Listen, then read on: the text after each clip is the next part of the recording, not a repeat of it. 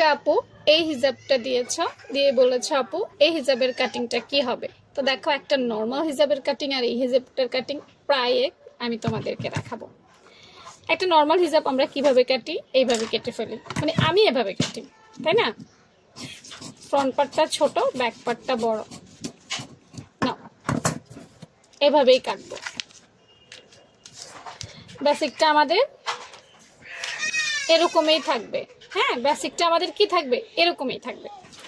থাকার পর খেয়াল করো, এটাতে সুন্দর করে ফ্রন্ট পার্টটা ছোট হয়ে যাবে। এই এটা দেখো, এই এখানে একটা সাপের মতো এইভাবে একটা শেপ দিবা, এই ব্যাস, আর কিছুই না। ঠিক আছে?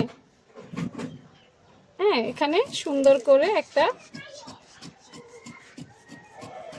এই একটা শেপ দিবা, ঠিক এইভাবে। পিছনের অংশটা পিছনের অংশের মতোই থাকবে।